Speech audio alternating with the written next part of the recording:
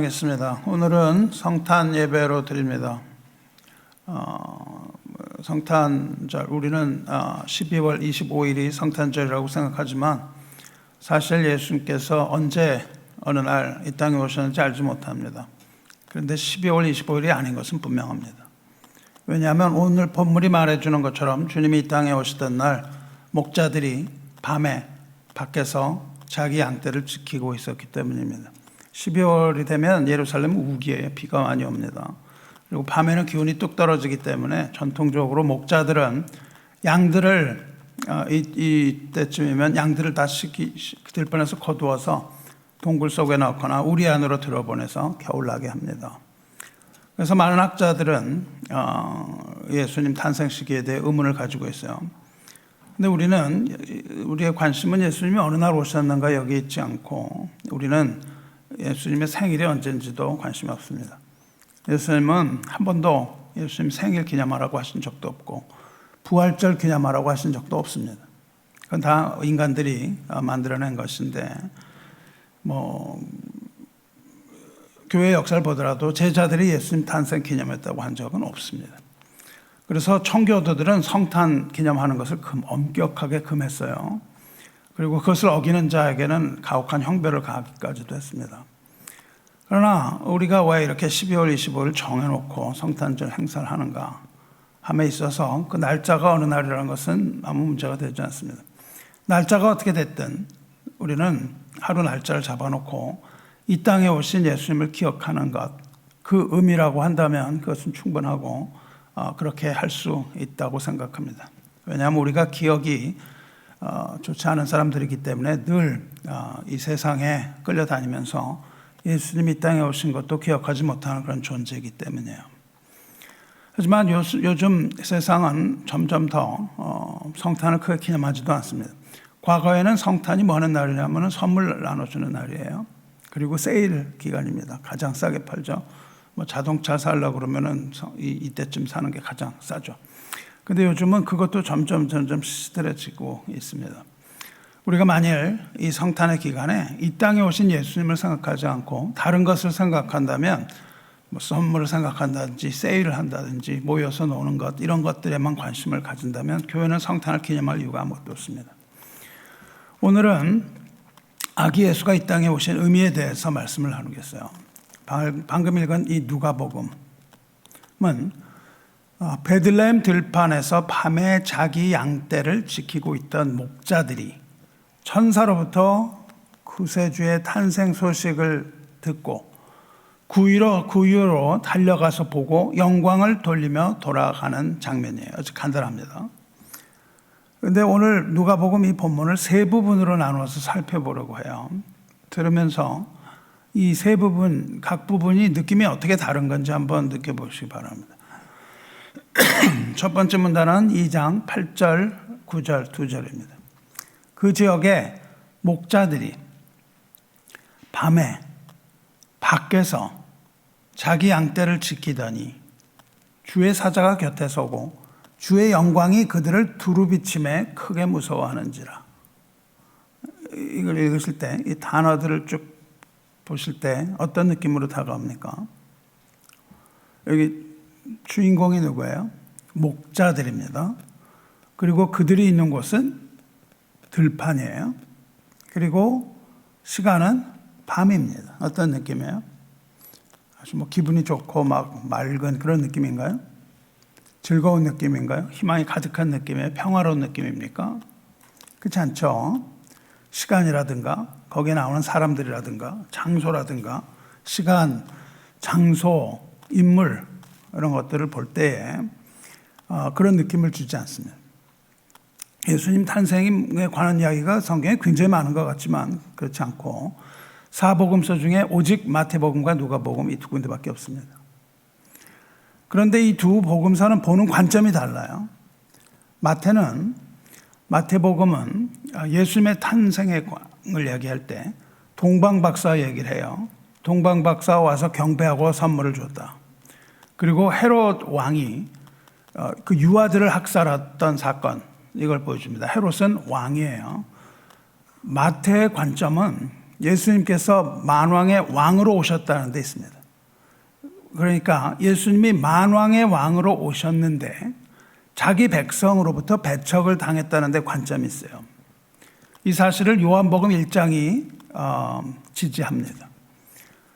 근데 누가는 완전히 반대입니다. 누가는 예수님께서 강보에 쌓여서 구유에 누인 그 장면을 보여줘요. 강보에 쌓여서 구유에 누인 예수를 보여줍니다. 그리고 목자들을 언급해요. 그리고 천사들의 찬송이 나옵니다. 그리고 영광을 돌리면서 돌아가는 목자들을 보여줘요. 목자가 상당히 중요한 역할을 합니다. 누가의 관점은 마태복음 왕으로 오신 예수님과 정반대로 그리고 있어요. 누가복음의 경우는 예수님께서 왕으로 오신 것을 부각시키지 않고 예수님께서 낮고 천한 모습으로 이 땅에 오셨다는 것을 강조합니다. 아주 낮고 천한 모습으로 비록 그렇게 오셨지만 그러나 예수님은 근본적으로 천사들과 인간들로부터 경배받기에 합당하신 메시아다. 이렇게 얘기를 하는 거예요. 거꾸로죠. 예수님은 왕으로 오셨는데 그 백성이 배척했다는 것. 그 다음에 두 번째로 누가복음에서는 어떻게 하냐면 예수님은 천한 모습으로 오셨는데 구유에 누인 아기의 모습으로 오셨는데 천사들과 천군과 인간들이 그 아기를 경배했다. 이렇게 두 가지 다른 관점을 보여주고 있어요. 누가복음은 소외받고 고통당하는 가난한 자들에게 주어지는 복음입니다. 그래서 그 사회 복음 뭐 이런 걸 하는 사람들, 그런 사람들의 가장 중요한 경전은 누가복음이에요. 마태복음에서는 심령이 가난한 자는 복이 있나니 이렇게 말하지만 누가복음에서는 가난한 자는 복이 있나니 이렇게 말합니다. 그래서 이 사회운동하는 사람들은 가난한 자를 위한 누더기 옷을 입고 다니는 그 빈민가를 돌아다니는 예수의 모습을 그리고 있다고요. 그러나 이 누가복음은 분명하게 소외받는 자, 고통받는 자들의 가난한 자들에게 전해지는 구원의 기쁜 소식이 그 기록의 관점이 있습니다. 오늘은 이 관점에서 말씀 풀어보려고요. 목자가 나오는데 목자란 말이 여러 번 나오는데 목자는 어떤 사람이에요? 당시에 우리는 성경 너무 많이 읽어서 목자는 예수입니다. 뭐 하나님이 목자다 이렇게 자꾸 얘기하는데 그렇게 볼 수 없습니다. 그거는 우리가 선입견이에요. 당시에 목자라는 것은 아주 안 좋은 이미지입니다. 천민이에요. 천민이고 차별을 받는 그런 고용 노동자들이 목자입니다. 요즘 사람들은 자동차 판매원들을 믿을 수 없다 그래요. 그럼 편견을 가지고 있잖아요. 자동차 사러 가면은 일단 뭐 어떻게 생각하고 이게 다 나 속인다 이렇게 생각하죠. 우리가 그런 편견을 가지고 있는 것처럼 당시의 사람들은 이 목자를 신뢰할 수 없는 사람이다. 믿지 못할 사람들이다. 이런 편견을 가지고 있었다고요. 그러니까 사회로부터 소외를 당한 사람입니다. 유대인의 그리고 또한 유대인의 규례에 따르면 목자들은 부정한 자들이에요. 그래서 그들은 성전에 들어갈 수가 없었습니다. 성전에 들어갈 수도 없었어요. 로마 제국 시대에는 약자였어요. 그리고 유대인으로부터도 따돌림을 받는 자들이었습니다. 그러니까 세상에서도 비천한 자들이었고 또 이런 그 종교적으로도 아주 천대받는 사람들이었습니다. 그런데 누가가 지금 무슨 얘기를 하고 있습니까? 그 목자들 사회적으로 소외되고 천대받던 이 사람들에게 복음이 가장 먼저 전해졌다라는 이야기를 하고 있는 거예요. 뭐 어떤 부유한 자들이 아니라 이 천대받는 목자들이 밤에 그 들판에서 양떼를 외로이 돌보고 있는 그 가운데에 가장 먼저 복음이 전해졌다는 것을 얘기합니다. 이들은 지금 밤에 들을 지키고 있습니다. 세상 어떤 곳에서도 따뜻한 말 한마디 들어보지 못하고 소외된 이 사람들이 한밤중에 양떼를 지키고 있었다 그 말이죠. 이렇게 어두운 들판에서 양을 지키고 있었는데 호련히 찬란한 빛이 그들을 둘러싸는 장면으로 나오는 거예요. 그 목자들을 둘러싼 것을 뭐라고 지금 누가가 얘기하고 있냐면 주의 영광이다 그렇게 말합니다. 주의 영광이 그들을 둘러쌌어요. 목자들의 곁에 주의 사자 천사가 서고 목자들은 뭔가에 둘러싸여 있는데 그것이 뭐냐면 주의 영광이라는 거예요. 주의 영광이라는 것은 무엇을 말합니까? 주의 영광이라는 것을 다른 말로 말하면 현현이라는 말을 씁니다. 하나님이 나타나시는 거예요. 주의 나타나심. 즉 하나님의 임재를 뜻하는 겁니다. 그러니까 이 목자들 둘러싸서 하나님이 나타나셨다 이겁니다. 그 영광이 두루 비침에 이렇게 되어 있습니다. 두루 비침에라는 것은 원어적으로 어떤 뜻이냐면은 빛으로 완전히 둘러싸였다는 거예요. 360도 빛으로 둘러싸였다는 겁니다. 이거를 뭐라고 부르냐면은 쉐키나 영광이라고 부릅니다. 쉐키나 영광이라는 것은 사람이 하나님의 빛으로 완전히 둘러싸인 것. 이게 어디 나오냐면은 출애굽기에 나오는 거예요. 이거는 뭐냐면 하얗고 밝은 그 구름의 영광이에요. 그 구름. 모세가 하나님의 성막을 완성했을 때 출애굽기 맨 마지막에 보시면 하나님께서 영광으로 성막을 두르셨다. 이렇게 됐습니다. 구름과 불로 하나님이 성막에 임재하시는 거예요. 어디에 임재하신다고요? 성막에 임재하시는 겁니다. 그것을 성막이라고 불러요. 그러니까 하나님의 성전, 하나님의 성막이라는 것은 무엇이냐면 하나님이 계시는 곳, 하나님이 임재하시는 곳이라는 뜻입니다. 그런 의미에서 교회 예배 드리는 이것은 하나님의 성전이라고 부를 수 있다는 거예요. 왜냐하면 하나님이 계시기 때문에. 만약에 우리가 그것을 무시하고 교회는 성전이 아니야. 이건 무슨 말이냐면 우리 하나님이 필요 없다. 하나님의 임재하고는 전혀 상관없는 뭔가 하는 거로 보는 겁니다. 그렇게 봐서는 안 되는 것이죠. 하나님께서는 지금 가장 천대받는 목자들에게 나타나셔서 그들의 하나님의 쉐카이나 그 쉐키나 영광으로 둘러싸신 겁니다. 이 사실을 마태의 관점이나 요한의 관점으로 보면은 이렇게 하죠. 요한복음 뭐라고 그럽니까? 빛이 어둠에 비치되 어둠이 깨닫지 못하더라. 그 빛입니다. 요한복음 1장 9절에서는 참빛 곧 세상에 와서 각 사람들에게 비추는 빛이 있었나니 그가 세상에 계셨음에 세상은 그로 말미암아 지은 바 되었을 때 세상이 그를 알지 못하였고 자기 땅에 오매 자기 백성이 영접하지 아니하였으나 즉 어둠 가운데 있는 백성에게 빛으로 오셨는데 백성이 그를 알아보지 못했다. 이것이 마태와 요한의 관점이에요. 그런데 누가는 이 목자들이 그것을 알아봅니다. 이 목자들은 그것을 알아보는 거예요. 마태가 볼 때 온 세상은 그것을 알아보지 못했는데 이 누가복음에서는 그 목자들이 그 사실을 알아봅니다. 왕으로 오신 그리스도를 백성이 배척했던 것, 빛이 이 세상에 왔지만 어둠이 깨닫지 못했던 일, 왕이 자기 땅에 왔지만 백성이 영접하지 않은 일, 뭐 이런 관점인 것이죠. 근데 이 두 관점이 요한복음 1장 12절에서 합쳐지는 거예요. 마태와 누가의 관점이 어디서 합쳐집니까? 영접하는 자, 곧 그 이름을 믿는 자들에게는 하나님의 자녀가 되는 권세를 주셨으니. 그러니까 모든 사람이 다 예수님을 알아보는 것이 아니고 영접하는 자가 그것을 알아보는 겁니다. 그리고 이 목자들은 그것을 영접하는 최초의 인류로 묘사를 하고 있는 거예요. 즉 가난한 자, 소외받는 자, 배척받는 자, 또 이런 자들, 즉 목자로 대변되는 이런 사람들은 영접하는 자, 곧 그 이름을 믿는 자, 하나님의 자녀가 되는 권세를 얻는 것으로서 두 복음서가 결국은 합쳐지는 겁니다. 이것은 아주 엄청난 반전이에요. 우리가 이것을 알아야 여러분이 누가복음을 읽을 수 있고 이것을 알아야 마태복음을 읽을 수 있습니다. 천사가 그 목자들 앞에 서고 하나님의 영광이 둘러싸였을 때 그런 상황이 딱 발생했는데 거기에 대한 목자들의 반응은 뭐예요? 그거는 기쁨이 아니었습니다. 처음에 그것은 기쁨이 아니었고 두려움이었어요. 그것을 보고 두려워했습니다. 그런데 거기에 엄청난 반전이 일어나고 있다 그 말입니다. 두려움이 기쁨으로 변하는 반전이 일어납니다. 왜 두려움이 기쁨으로 변하냐 하면은 목자들이 들은 그 소식이 기쁜 소식이었기 때문이에요.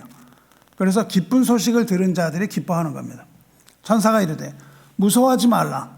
보라 내가 온 백성에게 미칠 큰 기쁨의 좋은 소식을 너희에게 전하노라. 이 말을 들어요. 기쁨의 좋은 소식, 이 말이란 이건 무슨 말이냐 하면요. 기쁨의 좋은 소식이라는 건 관용구인데, 그것은 뭐냐면 본래 왕이나 황제가 전쟁에 나갔다가 승전한 소식입니다. 승전보예요. 승전보. 승전보를 뜻하는 겁니다. 우리가 어떤 전쟁이 길잖아요. 몇 년씩 가는데 이 지루하고 오랜 전쟁 속에 고통받는 사람들이 이제 그 왕이 나가서 정복하고 승리했다, 이런 승전보가 전해지면 어떻게 될까요? 그럼 사람들이 다 1차 대전, 2차 대전 이때 다 보시는 것처럼 사람들이 거리로 나와서 막 부둥켜 안고 막 기뻐서 뛰는 그런 장면인 거죠. 그러니까 이 좋은 소식이라는 게 그런 겁니다. 전쟁이 끝나고 이제 평화가 왔다. 그런 승전보를 좋은 소식이라고 부른다, 그 말이에요. 그러니까 여기에 관용구를 딱 집어넣습니다. 그 승전보처럼 기쁜 소식이라고 이야기를 해요. 이들에게 주어진 소식은 뭐냐면 곧 무엇입니까? 마귀를 무너뜨리고 마귀의 세력을 무너뜨리고 승리하신 그리스도의 탄생 소식이라는 겁니다. 거기서 이제 그걸 복선을 딱 깔고 누가복음이 시작을 하죠. 그러므로 그리스도께서 이 땅에 오신 것은 뭐냐 하면은 기쁜 소식이다. 좋은 소식을 복음이라고 부릅니다. 그것을 우리는 주님의 오심과 십자가의 고난, 부활, 승천, 그리고 다시 오심, 이 모두가 뭐냐 하면 온 백성 천하 만민에게 주어지는 좋은 소식이다, 이거예요. 이것이 바로 우리가 믿는 복음입니다. 11절을 보시면 이게 지금 두 번째로 들어간 거예요. 첫 번째 세 개로 나눈다 그랬잖아요. 첫 번째, 그 다음에 지금 두 번째로 들어왔습니다. 두 번째 느낌은 어떤 거예요? 첫 번째 느낌은 어둡고 밤이고 천대받고 이런 사람들에게 이제 소식이 주어졌어요. 두 번째로 들어갑니다. 그러니까 두 번째 느낌은 어떤 거예요? 기쁨, 구원, 이런 것들이죠. 그래서 이렇게 얘기를 합니다. 오늘 다윗의 동네에 너희를 위하여 구주가 나셨으니 곧 그리스도 주시리라. 너희가 가서 강보에 쌓여 구유에 누워 있는 아기를 보리니 이것이 너에게 표적이라. 이렇게 천사가 말합니다.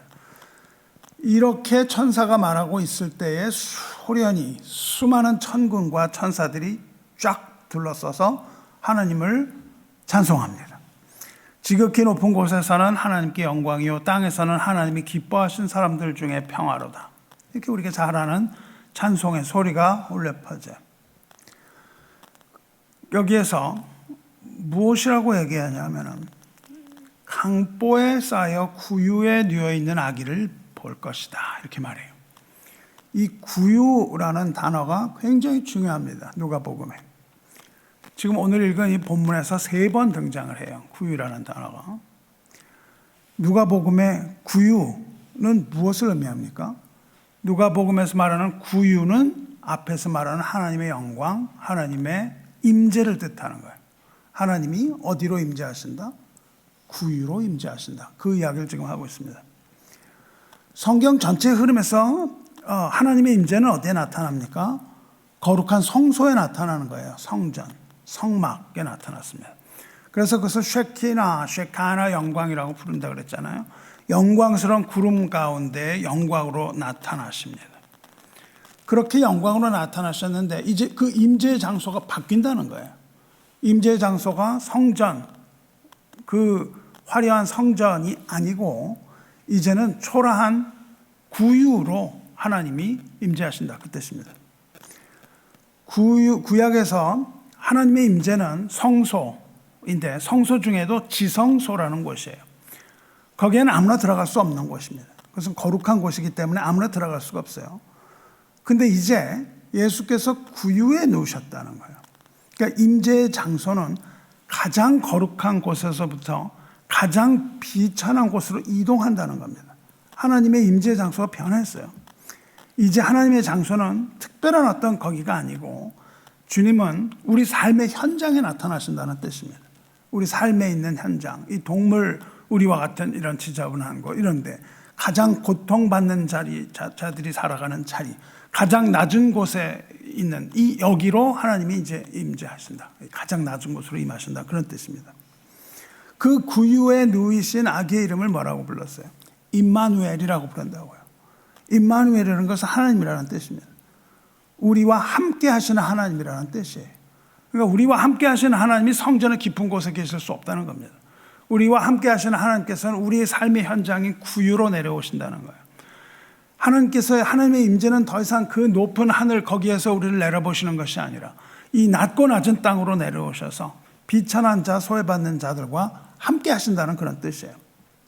하나님은 멀리서 팔짱만 끼고 보시는 그런 하나님이 아니고, 하나님께서 그 구유에 누우신 그 예수님께서는 우리의 배고픔과 우리의 목마름과 우리의 외로움과 우리의 비통함과 우리가 가지고 있는 두려움, 이런 것들을 다 예수님께서 몸소 인간으로서 다 겪으시고 그 안에서 우리와 함께 하시는 하나님이라는 것을 누가가 아주 상세하게 강조하고 있습니다. 하나님의 임재는요, 언제 드러납니까? 여러분이 잘 나갈 때 하나님의 임재가 드러나요? 하나님을 보십니까? 못 봅니다. 언제 우리가 하나님의 임재를 선명하게 볼 수 있어요? 우리가 어둠 속에 들어가서 헤매고 있을 때, 고통받고 있을 때, 두려움 가운데 있을 때, 이때 하나님께서는 빛으로 보이시는 거예요. 우리가 지금 빛이 이렇게 밝은데요, 이게 빛이라고 생각을 잘 안 해요. 근데 캄캄해서 우리가 한치 앞을 볼 수 없는 동굴에 들어갔을 때 조그만 불 하나 탁 켜면 그것이 빛으로 드러나는 겁니다. 우리는 어두움 속을 지나가지 않으면 하나님을 보지를 못하는 그런 속성을 가지고 있습니다. 그래서 이런 어둠 속에 있는 사람들이 예수님의 나타나심을 가장 먼저 보는 거예요. 가장 먼저 보는 사람들은 어둠 속에 있는 사람들입니다. 어둠 속에 있을 때 그 빛을 보는 거예요. 구약을 읽을 때 성전에는요, 구약을 보시면 성전에는 하나님의 법궤라는 게 있습니다. 돌판에 쓴 계명, 그리고 만나를 담았던 항아리, 그리고 아론의 쌍난 지팡이가 들어있는 연약궤가 그 지성소에 있어요. 그러면 하나님께서는 거기에 그 법궤에 임하시는 겁니다. 임재하시는 것이 그거예요. 하나님께서 이 구약이 나타내는 이 법궤, 그 속에 들어있는 세 가지 물건, 이것은 무엇을 나타내고 있냐 하면 예수 그리스도를 나타내고 있습니다. 그것이 예수 그리스도를 상징하고 있다는 것을 논증하는 것이 뭐냐면 히브리서입니다. 히브리서에서는 그것이 그리스도를 나타내고 있다는 것을 분명하게 이야기를 해주고 있어요. 그러니까 구약의 언약궤는 뭐냐면요, 하나님의 영광을 상징했어요. 그러면 신약의 언약궤는 뭡니까? 신약의 언약궤는 구유라고요. 그 구유는 무엇을 나타냅니까? 언약궤가 하나님의 영광을 상징했다면 구유는 무엇을 상징하냐면 하나님의 사랑을 상징하는 겁니다. 그러니까 구약에 나오는 그 영광, 하나님의 영광, 이 율법으로 나타나는 이 하나님의 영광은 이제 예수께서 나타나심으로 하나님의 사랑을 담은 그 언약궤라는 것을 우리는 알 수 있는 것이죠. 법궤 앞에서는 우리가 두려워서 그 앞에 다가가지도 못하고 만지지도 못했습니다. 근데 이제는 어떻습니까? 누구든지 구유 앞으로 나갈 수 있는 거예요. 그래서 예수님이 십자가에서 죽으셨을 때 지성소의 휘장이 찢어져 버린 겁니다. 하나님의 강림, 이 말씀이 육신이 되어서 이 땅에 오신 그 성육신으로 나타나신 그 하나님의 나타나심, 하나님의 임재, 이것이 바로 오늘 우리가 읽는 이 부분이에요. 그러니까 이 부분을 어린 양, 어린 아기, 예수 이렇게만 봐서는 안 되는 것이고, 하나님의 임재가 분명하게 이 낮은 곳으로 임하신다는 것입니다. 이런 종교는 기독교밖에 없습니다. 하나님이 낮은 곳으로 내려오시는 건 아무데도 없어요. 그리고 그 낮은 곳 구유로 내려오신 예수께서는 더 낮은 곳으로 가십니다. 그 낮은 곳이 어디냐면 십자가예요. 거기까지 가시는 그 모습을 성경이 보여줍니다. 자, 앞절에서 이 8, 9절 처음 두 절은 소외된 자들의 두려움이 주제라고 말씀드렸는데, 어둠 가운데 멸시받고 천대받는 목자들, 그리고 목자들에게 닥친 두려움, 이게 주제였잖아요. 앞부분이. 그게 뭐냐면 우리들 얘기하고 있는 겁니다. 우리들 얘기하고 있는 거예요. 들판에 살아가는 우리. 어디 살고 계세요? 들판을 살아갑니다. 우리는 광야에 살아가는 거예요. 광야를 살아가는 나그네들이 여기가 영원히 사는 집인 것처럼 그렇게 살면 안 되는 것이죠. 우리가 들판에 사는 자들, 어둠 가운데 있는 천대받고 멸시받는 목자들이 바로 우리라는 것을 얘기하고 있는 거예요. 그 상황을 8, 9절에서 얘기하고 있습니다. 근데 이제 10절부터 14절까지는 어때요? 그 목자들에 나타난 하나님의 영광, 그리고 영광의 그 영광이 낮고 낮은 그 구유의 나타남, 이 하나님의 나타남, 이 나타나심, 이거를 주제로 하고 있단 말이죠. 하나님의 영광 가운데 그 모습을 드러나셨을 때 천군과 천사들이 찬송하는 건 뭐 당연히 따라오는 거예요. 그게 주제가 아닙니다. 그건 당연히 따라오는 거예요. 하나님의 임재와 찬송, 이것이 바로 복음의 좋은 소식 아니겠어요? 복음의 이 좋은 소식은 영광의 하나님께서 낮고 비천한 곳에 육신이 되어 오신 것, 바로 그겁니다. 이것이 우리에게 들린 기쁨의 좋은 소식이에요. 이게 두 번째입니다. 첫 번째로는 고통받는 자들에게, 부르짖는 자들에게 하나님이 그 소식을, 그 이야기를 듣고 임재하신다. 우리와 함께 하신다. 여기가 첫 번째 일이에요. 그 다음에 어떻게 됩니까? 15절 보시면 천사들이 이제 하늘로 올라갑니다. 천사들이 하늘로 올라가니 목자가 서로 말하되, 서로 말을 해요. 이제 베들레헴으로 가서 주께서 우리에게 알리신 바 이 이루어진 일을 보자, 그렇게 얘기해요. 천사들은 하늘로 올라가고 천사들과 하나님의 영광을 본 목자들의 반응이 세 가지로 나타납니다. 첫째로 목자들은 서로 본 일에 대해서 이야기해요. 둘째로 목자들은 베들레헴 갑니다. 그리고 세 번째는 지금 들은 일이 뭔지 본다, 이거예요. 여러분, 하나님의 말씀을 영광을 본 목자들은 서로 얘기합니다. 하나님의 임재는 이 목자들의 공동체를 이야기하게 만들었어요. 그것에 대하여.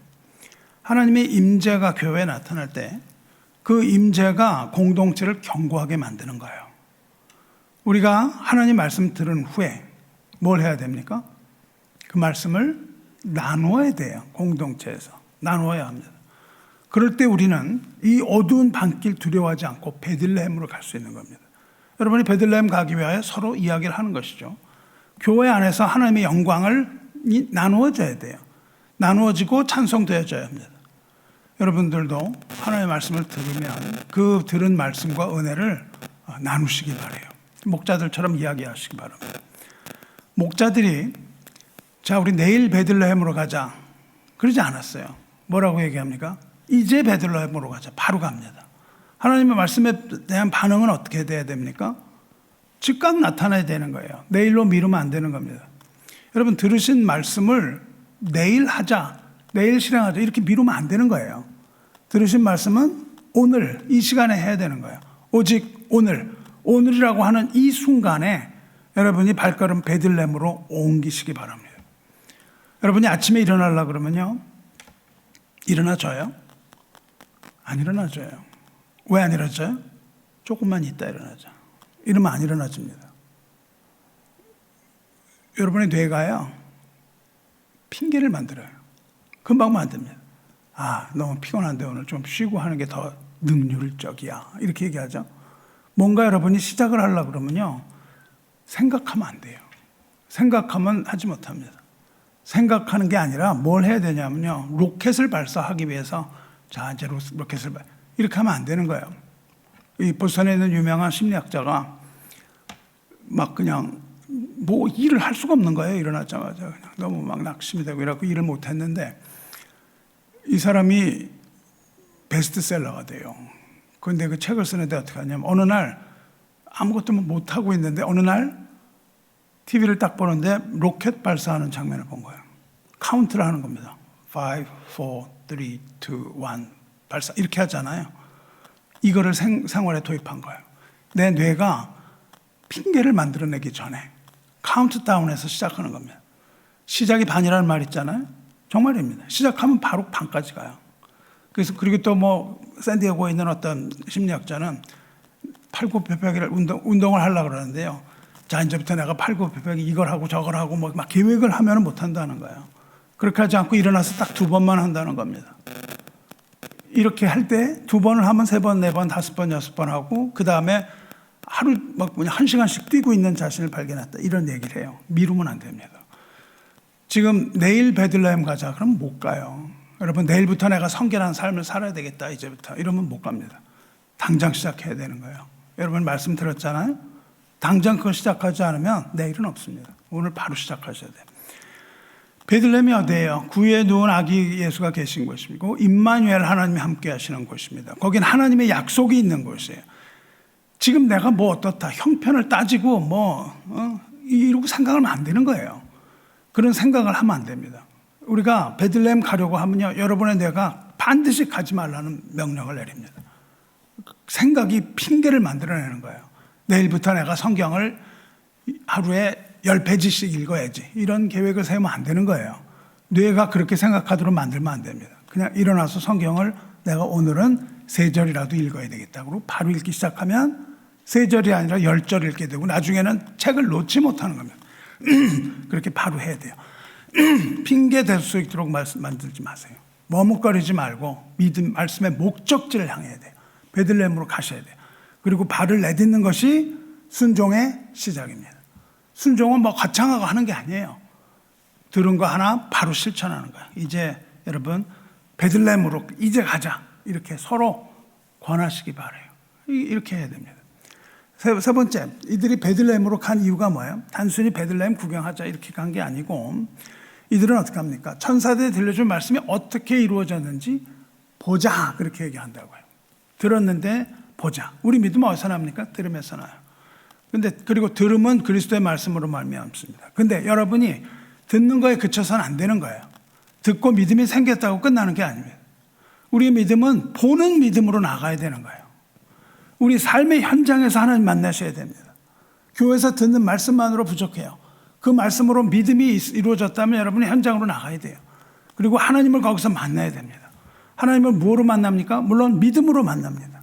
하지만 여러분이 믿는다고, 하나님 믿는다고 하면서 말로만 한다면 그게 무슨 소용이 있겠습니까? 삶의 현장에서 일어나는 하나님 현장에서 하나님과 직접 부대껴야 되는 거예요. 임마누엘 하나님의 임재는 우리의 삶 가운데 나타나는 겁니다. 말 구유에서 나타나는 거예요. 성전에서 나타나지 않습니다. 그것이 바로 우리에게 확신을 주시는 거예요. 목자들은 어떻게 갑니까? 빨리 뛰어가요, 거기서. 그리고 거기서 구유에 누인 아기를 찾습니다. 그들이 찾은 것은 화려한 왕궁이나 성전이 아니고 구유였어요. 그들이 찾아간 곳은 낮은 곳에 있는 초라한 구유였지만 그들이 무엇을 봅니까? 그들은 그 초라한 구유 속에 담겨 있는 임마누엘 하나님의 임재를 보게 된다고요. 그러니까 그 임재를 듣기만 한 것이 아니라 서로 이야기하고 베들레헴으로 달려가서 그 속에 있는 하나님의 임재를 직접 눈으로 목격하는 거예요. 사랑하는 성도 여러분, 그리스도와의 만남에는 이런 결단이 필요한 겁니다. 이 제자들이 예수님을 따라갈 때 그물을 다 던져놨어요. 이 세상의 것들을. 그리고 예수님 쫓았던 것들처럼 이 목자들도 그 양떼를 지금 뒤로 하고 즉각적으로 구유를 찾아갑니다. 그 말씀을 듣고. 그리고 그들은 구유에 누인 아기를 찾는다고요. 찾아갑니다. 복음이라는 거는요, 이렇게 찾는 겁니다. 발견하는 거예요. 밭에 감추인 보화를 찾는 것처럼 복음은 이렇게 발견되는 겁니다. 우리 삶 가운데서 움직여야 돼요. 이 목자들이 끊임없이 찾았을 때 그들은 마침내 구유에 누인 그리스도를 찾아내는 거 아니겠습니까? 예수님 말씀하십니다. 구하라, 그리하면 너에게 주실 것이요. 찾으라, 그리하면 찾아질 것이요. 문을 두드리라, 그리하면 너희에게 열릴 것이라 말씀하시거든요. 여러분, 하나님을 이렇게 찾으시기 바랍니다. 너희가 나를 찾고 찾으면 나를 만나리라, 그렇게 말씀하시거든요. 이렇게 애매하게 우리가 말씀 듣고 수동적인 이런 자세가 아니라 여러분 이제 하나님 찾아나시기 바라요. 주님을 찾으시기 바라요. 그러면 주님을 찾아낼 겁니다. 할렐루야. 자, 이들이 이제 구의 현장에 갔습니다. 그래서 아기를 찾았어요. 그리고 이제 아기에 대해서 자기들이 들은 말을 거기서 다 얘기해요. 전합니다. 이게 누구예요? 이게 뭡니까? 이 목자들이 인류 최초의 선교사라고요. 예수님이 나신 그때부터 들은 복음을 전했어요. 선교사입니다. 최초로 복음을 들은 사람들이 누구예요? 목자입니다. 이 목자들이 최초로 복음을 들은 사람입니다. 그리고 최초로 복음을 전한 사람이 누구냐면 동일한 목자들이에요. 이 사람들은 이걸 듣고 바로 복음을 전합니다. 이 사람들이 복음의 증인들이라고요. 이들의 믿음은 이제 듣는 믿음에서 보는 믿음으로 바뀌었고, 보는 믿음에서 이제 전하는 믿음으로 변하는 거예요. 만일 우리가 그 들은 신앙에서 그냥 머물러 버린다면 우리는 하나님의 영광을 보긴 받지만 우리 신앙은 아주 이기적인 신앙이 되는 거예요. 그런데 교회 문제가 이겁니다. 그걸 뭐 보긴 보고 은혜를 다 받았다고 하면서도 그냥 거기서 그쳐버리는 거예요. 그 들판에 그냥 머무는 겁니다. 그게 아니죠. 우리 신앙은 이렇게 지극히 개인적이고 이기적인 그런 체험에 그쳐서는 안 되는 겁니다. 그것을 보러 가고 하나님의 임재를 보고 그리고 그것을 전해야 되는 거예요. 이 사람들은 들은 것을 전했습니다. 그것을 전도라고 불러요. 천사가 자기들에게 전한 말 그대로 전했습니다. 아기에 대한 것을 얘기했다고요. 뭐에 대한 것? 아기에 대한 것. 그리스도에 대한 것을 전하는 것이 선교입니다. 사랑하는 성도 여러분, 이제 우리는요 목자들처럼 들은 복음을 전해야 되는 거예요. 예수님이 누구신가 전해야 되는 거예요. 오늘 우리는 낮은 곳에 임하신 임마누엘을 만났습니다. 그리고 밤중에 빛으로 찾아오신 하나님의 영광을 보습니다. 그렇다면 이제 우리는 증인의 삶을 살아야 되는 거예요. 우리 죄를 위하여 가장 낮으로 오신 그 분이 누굽니까? 그분이 바로 나의 구세주이시며 구주이시며 나의 소망이 되시는 분이에요. 그분을 구세주로 만든단 말이죠. 예수를 영접하면 어떻게 돼요? 하나님의 자녀가 되는 권세를 얻습니다. 그리고 예수를 영접하면 하나님의 자녀가 되어 예수님께서 우리들의 소망이 되는 거예요. 그리고 그것을 우리는 증언하는 그 증인의 삶을 살아야 되지 않겠습니까? 이러한 고백이 여러분의 삶 가운데 이루어지길 바랍니다. 임마누엘 하나님의 임재를 그 구유에서 바라보시기 바라요. 만일 보았다면 이제는 세상으로 나가는 겁니다. 그리고 세상에서 기쁨의 좋은 소식, 복음을 전하는 복음의 거룩한 통로가 되시기를 주님의 이름으로 축원합니다. 그 다음으로 넘어갑니다. 다음으로 이게 복음을 전했어요. 세 번째는 전했는데 그걸 누가 들었냐면 그 옆에 여러 사람들이 들었어요. 그리고 누가 들었냐면 마리아와 요셉도 들었습니다. 근데 반응이 둘로 나타나요. 들은 사람들은 듣는 자가 다 그 목자들이 그렇게 말한 것을 놀랍게 여겼다 이렇게 되어 있어요. 이야기를 들은 사람이 놀랍다 이랬어요. 사람들 놀랍게 여겼는데 마리아는 19절 보시면 이 모든 말을 마음에 새기어 생각하니라 이렇게 단 말이죠. 마리아는 생각을 합니다. 마리아의 반응은 달랐어요. 말씀 들은 사람들은 놀랐어요. 놀라서 어떻게 합니까? 웅성웅성 그냥 막 소란해진 거예요. 막 소란해졌습니다. 그래서 모든 사람들이 그 사건에 대해서 집중하면서 막 떠들썩한데 그중에 단 한 사람 아기의 어머니 마리아는 전혀 다른 반응뿐입니다. 그녀는 이 모든 말을 마음에 새기며 생각하니라. 마음에 새기고 생각했습니다. 새기다라는 말은 기억하다, 간직하다는 뜻이에요. 즉 마음, 심장에 이것을 새겼다는 거예요. 새겨서 그것을 잊어버리지 않겠다 이 말입니다. 생각을 했다고요. 그것을 들을 때. 생각하면은 떠듭니까? 떠들어요? 막 떠들지 못합니다. 생각을 하면 골똘히 생각을 했다 이거죠. 생각했다는 말은 그 의미를 깊이 숙고해 본다 이런 겁니다. 오늘은 이 말씀을 상고하기 위하여 여태까지 설명했어요. 지금 어떤 일이 일어났나 설명하기보다 이걸 설명하기 위해서 그렇습니다. 그러면 이제부터 더 잘 들으셔야 돼요. 이제 졸지 말고 지금부터 잘 들으시기 바라요. 앞에서 세 부분으로 말씀드렸어요. 첫 부분은 목자들의 형편 상황입니다. 천하고 고통받는 세대가 어둠에서 두려워하는 상황. 이것을 여러분에게 적응해야 돼요. 적용하셔야 됩니다. 둘째 부분은 떨고 있는 목자들에게 복음의 소식, 즉 구유에 누인 임마누엘의 탄생 소식, 그리스도의 임재 소식에 관한 내용입니다. 하나님이 오시는 겁니다.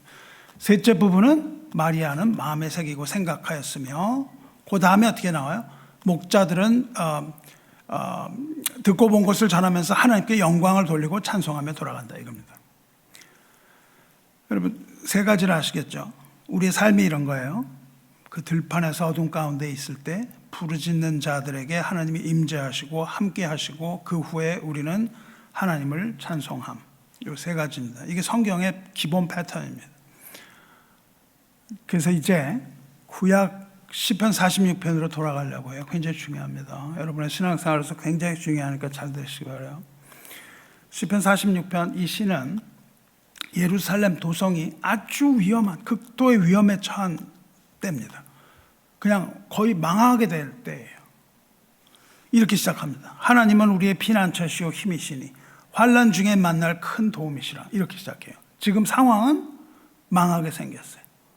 망하게 생긴 때입니다. 이 목자들의 상황은 비교할 수 없을 정도로 아주 그냥 생사가 걸린 상황이었어요. 그때 이 시인이 하나님이 피난처라고 고백을 해요. 이렇게 시작합니다. 피난처라는 것은 언제 필요합니까? 피난처는 난리가 났을 때 필요한 거예요. 난리가 아니면 뭐 피난처가 필요해요. 여러분, 방패는 왜 필요해요? 화살이 막 날아오고 칼이 날아오니까 방패가 필요한 거 아니에요? 뭐 그런 게 없을 때는 방패는 무거운 쇳덩어리에 불과하잖아요. 피난처라는 건 뭐냐면 내가 그렇게 난리를 지금 당하고 있다는 뜻이에요. 그래서 딱 시작을 하면서 하나님이 나의 피난처다. 지금 얘기는 뒤집어서 얘기하면 내가 지금 난리가 나서 아주 위험한 상태입니다. 그 뜻이에요. 지금 환란이 극심한 때라고 얘기해요. 아주 어렵고 고통스러운 상황이라는 겁니다. 이런 고통과 환란의 날에 뭘 하고 있습니까? 환란 중에 만날 큰 도움이시라. 하나님의 도움을 구하고 있는 겁니다. 어느 정도의 환란이냐 하면 도저히 해결할 수 없는 불가항력적 환란이에요. 그 환란은 어떻게 표현하죠? 땅이 뒤집어지는 환란이에요. 땅이 뒤집어지면 산이 얼마나 견고해요. 산이 흔들려갖고 바다에 빠져요. 그냥 지각이 다 흔들려 버린 겁니다. 바다에 산은 빠지고 바닷물은 어떻게 돼요? 솟아나서 튀어 올라와요. 쓰나미죠. 어마어마하게 큰 쓰나미가 몰려와서 이번에는 산을 다 뒤집어 버리는 거예요. 이런 데서 어떻게 살 수 있겠어요? 그런 정도로 아주 땅은 깨지고 또 깨지고 갈라지고 또 갈라지고 흔들리고 또 흔들리는 이런 상황인 거예요. 그러니까 도저히 뭐 사람이 살 수 없는 그런 겁니다. 그런데 이 사람은 하나님을 피난처로 삼고 있고 하나님의 도움을 받겠다는 거예요. 이 사람들은 두려워하지 않겠다고 얘기를 하는 겁니다. 두려워하지 않겠다. 세상은 그것을 두려워할지라도